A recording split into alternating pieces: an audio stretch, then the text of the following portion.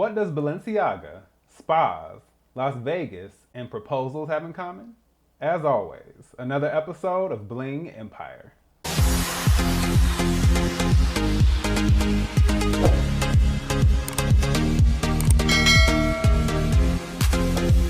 Hey everyone, this is D, Movieman, fellow cinephile, popcorn addict, and emerging film critic, coming to you with reliable recaps, reviews, and reactions. And today I am coming to you all with another episode of Bling Empire, Season 1, Episode 8, our season finale, Will You Marry Me? So we immediately pick up where we left off from the end of the last episode. Kevin has received a call from possible Tony, but it's a woman who answers the phone. And she asks, were you looking for Tony? And they're like, yes, we are. And she says, well, how do you know Tony? And they're like, well, we're friends with Kim. And she's like, oh, Kim is his daughter, right? Yes, absolutely. We have made the connection. And to confirm it, she even says that I am Tony's wife. But unfortunately, it is all downhill from there. They ask, well, where's Tony? And for some reason, even before I heard the pause, even before they asked, I just had this feeling deep down that this whole situation just wasn't going to end well. I don't know why, but I just had a feeling. And unfortunately, in this case, I was right on the money. Sadly, we find out that Tony has passed away 2 years prior. He had a kidney problem and he was attempting to do dialysis. And in the end, he had a heart attack and he passed away. And even worse, we find out that Tony had spoken to his wife about Kim and how much he missed her. And I was just like, man, I don't even have the words. That is just a real punch to the gut because this whole time Kim has been thinking about Tony and wondering what was going on with him. Wasn't sure if she should reach out and waiting for him to possibly reach out. And this whole time, at least for the past 2 years, he hasn't even been alive. So it's just like, oh, that is a tough one. And on top of all this, Kane and Kevin have to be the ones to tell her this. And I tell you, I just don't know if I could do that. I mean, as a friend, of course I wouldn't withhold that information from her, but it's just like, how do you go through all this and then say, hey, guess what? We did this, and then now, it's just like, this is like the worst possible outcome. So yeah, we open up this episode on a very heavy note, and immediately we see Kevin and Kane headed to Kim's family home in Malibu to sit down with Kim and her mother. And of course, they try to explain themselves. You know how we talked about possibly locating their dad and possibly going to South Carolina to find him. And immediately, Kim is like, okay, so you took the information from the PI and you went and you flew down there and tried to contact him without asking me or my mother. And I was just like, oh. I mean, they did have good intentions, but I can't really be mad at that because that is kind of a breach of trust. Not saying the intentions were bad, not at all, but it's just like, I could understand why she would be frustrated. So I was like, oh, already we are not off to a good start. But they continue on with the story and they explain everything that we saw in the previous episode. And then they finally get to the conversation that they had with Tony's wife. And then Kim is like, oh, okay, well, where is he? And you can see Kane is just like, and I would be the same way, just like, here it goes. So in the end, Kevin lowers the boom and he lets Kim know that Tony passed away 2 years ago. And Kim kind of, she kind of gasped. She really was not prepared for that response. And he also tells her about the kidney failure and the heart attack. And the expression on her face, it's almost like she's waiting for them to say, oh, we're just joking, he's okay. Although that would be an extremely horrible thing to joke about. But it's almost like she's like in disbelief, like, no. Kevin says this was very difficult for us. We really didn't know how to tell you. And Tony's wife also let us know that he missed you before he passed away. And as soon as Kevin says that, Kim's face, her eyes, instant tears. She can't even really stop. It's just like tears are just pouring out. I felt so horrible for her. I really did. You can tell she's really trying her best to be firm and just kind of brush it to the side like, oh, okay, well, it's fine. It's okay. But it clearly has hit her hard. And ultimately, the reality is there is no resolution to the situation. There is no communicating. There is no sitting down. There is no fixing anything. He's just gone. And how do you, as someone who has already dealt with this abandonment and this fractured relationship, now accept the reality of this person now being gone? So I was just like, man, that, like, what do you even say to that? And even Kim's mother says that there were times where she would think of him and her thoughts would turn to him. And that one day she just suddenly had this feeling like he's not in this world anymore. But of course, she didn't want to tell Kim that because how is that going to help the situation? And then, of course, it's just a feeling. There was no way she could know that. She's also tearing up and she's also crying. So this is just a very heavy moment, a very heavy scene. And in the end, Kim does thank them for what they did, but she also recognizes that losing a parent is a different kind of pain. You really are never the same after something like that. And sadly, I can relate to that. I won't expound further on that, but I absolutely can empathize and relate to her and what she's going through. We then see Christine and Cherie at a spa, and they're having just a general conversation about parenthood. And then the conversation turns to Jessey and this ongoing issue of him not proposing. There have been a lot of opportunities for Jessey to propose, but he has taken none of them. There was even a point where she thought she might be getting something in the form of a proposal or a ring at her surprise birthday party, but surprise! Another Hermès bag. And then another time, it was like this blinged out watch. And in both scenarios, she was just like, oh, another one of these, huh? Cherie is very much over it. So much so that she's decided of potentially proposing to Jessey herself. Christine looks at her and she's like, so did you like drink the wrong tea? Like, did somebody spike your drink? Because clearly you're under the influence of something. But no, Cherie is tired of waiting. So she figures if she proposes, then she can speed things up so they can get to the wedding. And I was just like, that's not how that works. And Christine is really fumbling, trying to figure out a response. She's like, okay. Well, she has no idea what to say. But finally, Christine says, okay, well, here's the thing. Can you live with the fact that you proposed to him and not the other way around? And can he live with that also? Cherie says, well, no, I think he'll be really upset and really angry if I do this. And I was like, so why would you do it? We are talking about a life-changing event, a proposal, meaning we are taking this huge leap into the next phase of our lives. And you're going to do it simply because you're tired of waiting.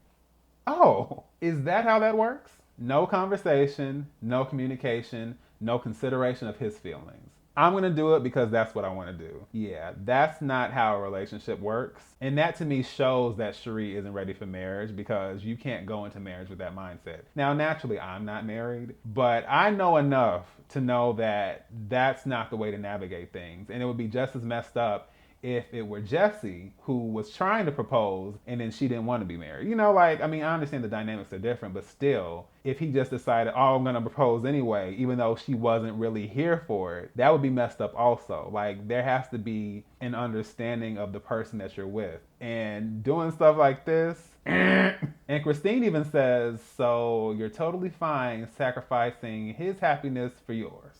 And I actually thought Christine was pretty on point with the conversation. I know that Christine can be very extra, and often for her, a lot of things are about appearances. But I think in this case, it's not just about, oh, this isn't gonna look good, but she's like, are you really thinking about this man that you're in a relationship with and that you have children with? Like, are you really thinking about him? I think she was trying to get Cherie to understand that. And Cherie was just like, well, I don't know. I'm just not sure. I'm like, once again, if you're not sure and you don't have like a sense of like, okay, this is the best decision, once again, why are you doing it? We then see Christine, Kevin, and Kane boarding a private jet with all the works, and they are set up with food and champagne, and Christine lets us know that there is a company that flies out wealthy Asians to Las Vegas to shop. I was looking at that food, the jet, that whole setup. I was like, once again, where are my wealthy friends? Where are you? Are you watching this video? Come find me. Now, ultimately, I realize that money does not buy happiness, but I would not mind giving it a try with this kind of money, okay? Can you get just a little bit closer to happiness if you're a billionaire? I want to know.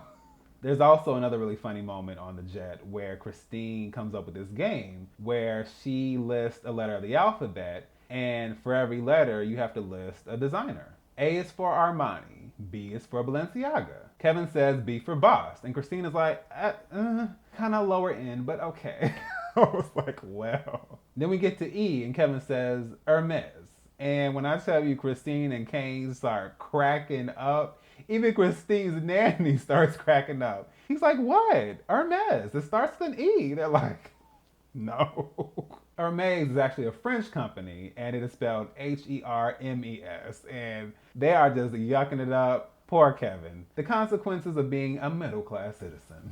So we jump forward, everyone has landed in Vegas, and we are shopping, and we're not talking casual shopping. This is hardcore, no holds barred, shop till you drop shopping. We're talking all kinds of jewelry and clothing and a little bit of everything. And I've said it before, and I'm gonna say it again. Kane's outfit in the confessional, this time he had on this white top with what looked like some kind of like pearl-like embroidery all over it. I needed it yesterday. I love really bold in-your-face stuff like that. I don't know the designer, but me and Kane need to have a conversation because these clothes. So whenever I start making the big bucks, because I am speaking financial prosperity into my future, amen.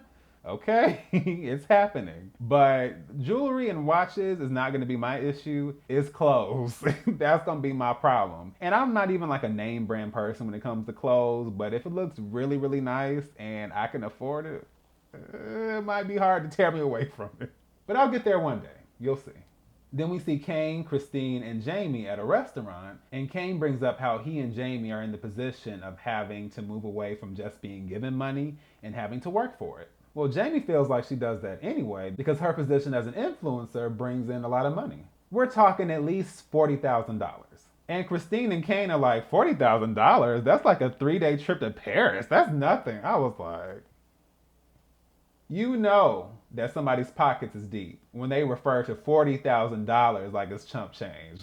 Listen, one day, okay? Then when Kane asks Christine what her experience with her dad was, she mentions that she hasn't spoken to him in 10 years. And I thought that was so interesting because then I realized, wow, she hasn't mentioned her parents at all this season. Apparently her dad lives in Taiwan and he hasn't even met baby G, which is his grandchild. Christine doesn't go into details, but she just says that around the time she was in college, she was cut off from her father. And I was just kind of thinking, is that financially? Is that emotionally? Like, did he really just say like, okay, we're done here? Like, I really wonder what the deeper story is there. But for all intents and purposes, for now, Christine has no real connection to her father.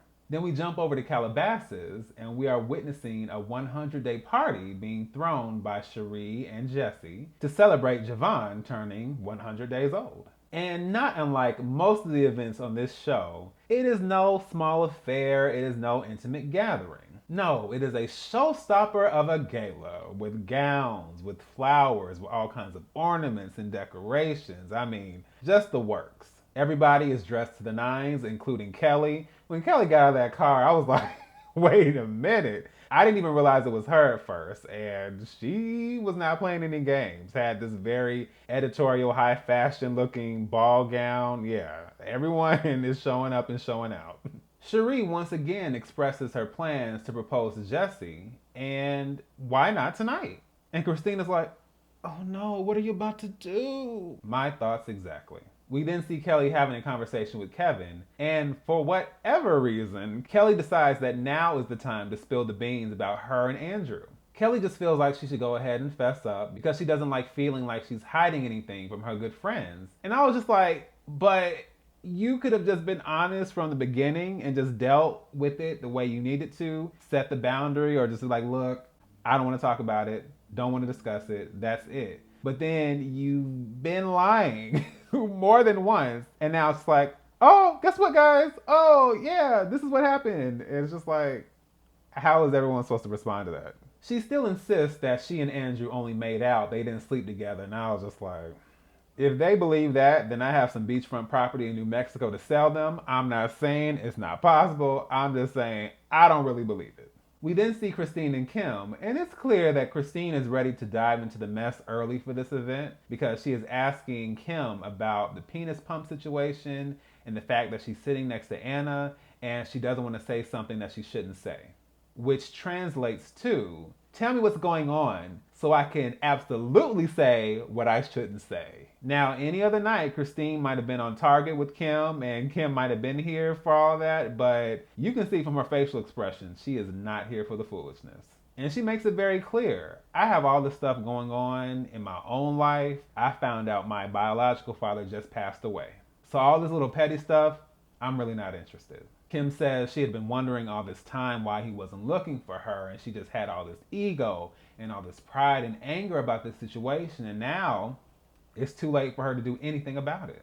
And I will say Christine immediately backed off, and you could see that, she was very upset to hear that. It looked like she was tearing up, and she was very sensitive to that situation, even more so because of Christine's situation with her own dad. Christine feels like her father should reach out to her, and Kim was like, please, learn from me. Because once he's gone, that's it. So Christine does give Kim a hug, and if nothing else, Christine has some renewed hope that maybe she could work things out with her father in the near future. So at last, we have our official rollout with the guest of honor. We see Cherie, Jessey, Jador, and Javon all dressed in red. One big, beautiful, happy family, and everyone sings happy birthday to Javon. And I do recall in Chinese culture that the color red symbolizes joy, luck, happiness, and celebration. So of course, their clothes and the design of the party were right on target. Now we already know that Christine can't resist just a little bit of mess. So she decides to ask Florent, who is a jewelry expert, what he thinks about the jewelry at the table. And Florent is like, oh. And that is because Florent has spotted a fake somewhere. Christine, of course, wants to know who and where. And Florent is like, 1, 2. Basically saying 2 people away. And that is none other than Kelly. And you can see Christine and Anna are just like, they're giving her this look like, oh, is that how we're doing things tonight? Messy, messy, messy. We then see all the guests outside, and there's an equally beautiful setup out there. And we also see Anna speaking to Kevin and Kane and just letting them know how much she appreciates what they did for Kim. And Kevin and Kane feel like since they've been getting a much softer Kim lately, maybe now it's a good time for Anna and Kim to have another conversation. Let's just keep the good vibes going. But then when Anna calls out for Kim to come over, Kim was like, not today, Satan, not today, Satan. And she's hopping under like tables. And this is exactly why Kim is one of the antagonists of the show. Because it's just like, what are we doing? Is this how grown people act? So eventually, Kane manages to wrangle Kim from under the table, and he takes her over to Anna. Anna immediately expresses her condolences for Kim's loss regarding her dad. Kim says thank you, and lo and behold, she officially apologizes for how she handled things at Anna's house and for being disrespectful in general. And you can tell Anna's appreciative, and she says, okay, well, thank you. And although Kim is a mess, you can tell that she genuinely does mean it and that she probably regrets how she's handled things. And of course, this stuff with her dad has made her very emotional, so she is more than willing to put aside all beef, all bad blood with Anna and just really embrace her as a friend. So they hug each other, and all's well that ends well. We then see Cherie walking onto a podium, and she asks Jessey to come up there with her. I am going to be extremely honest. Just picture me on the couch, watching this scene on my television. I'm sitting there, right? Because I know how reality TV works, I know there are often scenarios where it's built up like, uh-oh, is it going to happen? Is it going to happen? It can be something as simple as someone feels like they're going to be late, or an event isn't going to be successful, blah, blah, blah, blah. And it's like, uh-oh, it's not going to work out. It's not going to work out. And then, of course, everything works out. And it's like, oh my gosh, everything worked out. It's very much a typical reality TV scenario. So I was thinking, okay, she's gone through all this, and eventually she's just going to get up there and say, I love Jessey, I love our family, and, I'm happy and I'm content, even if she isn't. But, she's just going to smooth it over and be patient. So I really am assuming, or shall I say, hoping that this is the case. But the more that Cherie starts to talk, I am getting this sinking feeling in my stomach. And I kid you not, I paused the television and I sat there and I was just like, she's not going to do this. It's not possible. It's inconceivable. Shout out to the Princess Bride. But no, she's not going to go through with this because it's not going to happen, right? Long story short, it happens. In front of all their friends and family, Cherie proposes to Jessey. When I tell you, I wanted to fall through the floor. And as she's building up to it, you can see everyone in the crowd kind of like, wait, she's not. And then she says it, and Jessey's like you can see that he was like, wait, what? And then she takes out the ring, and someone in the audience is like, guess it's time to get down on one knee. I was like, okay, listen. I understand that everyone's relationship is not traditional. Now, I understand the dynamics of a proposal is not always going to be the same. That's fine. Women propose to other women, men propose to other men. You know, I get it. I'm not trying to suggest that proposals should only be one way, but I personally, maybe I'm just old fashioned, but I cannot get past the optics of a woman, you know, in a dress and heels, just getting down on one knee and I'm sorry. I just cannot wrap my mind around that. And I just think that what makes it worse is just knowing that Cherie's just kind of like, oh, well, I'm ready for the wedding. I don't think that's fair. And I have to say that part of this does fall on Jessey, not just about the proposal part, but just him not really being considerate of her feelings and really sitting down and having the conversation, because it's been 5 years. You've had 2 children. And if marriage was something that was never in the cards, you guys should have talked about that. And Jessey absolutely should have made sure of that at the beginning, before all of this happened. And now that it's happening, it's just kind of humiliating, kind of embarrassing. It's just, I don't know what else there is to say. And you can see Jessey's face. It gets very quiet. It gets very tense. It gets very uncomfortable. The secondhand embarrassment was just crawling all over my skin. I was like, oh. I do not like situations like this. And obviously, Jessey is not a mean-spirited guy. So, of course, he's not going to go so far as to reject her in front of all these people. He's not just going to outright embarrass her in front of their family and friends like Cherie didn't seem to mind doing. So, in the end, he says that, you know what? I'm a very lucky man, and I can't wait to spend the rest of my life with you. So, that would be a yes. Jessey says in the confessional that he knows that this is not the proposal that Cherie was hoping for, so he's going to have to do everything in his power to give her the fairy tale wedding that she deserves. Then all of a sudden, we have this moment with Kevin and Kim, and of course, they're being very silly, very goofy. It's hard for them to be serious with each other. But eventually, she does just thank him for what he did regarding her dad, and once again, she's tearing up, and you can see that it really meant a lot to her. And then all of a sudden, we turn a corner somewhere, and they're giving each other the eye, and Kevin is just like, you're looking at me like you want to kiss me. And Kim's like, no, I think it's the other way around. Maybe you want to kiss me. I was like, did I miss something here?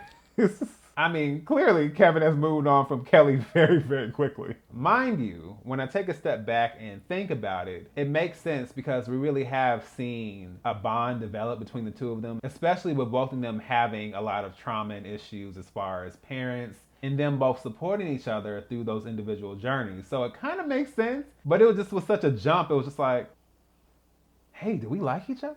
Like, it was just like, oh, well, all right. So I guess it's official. Are Kevin and Kim feeling each other? I guess we'll find out next season.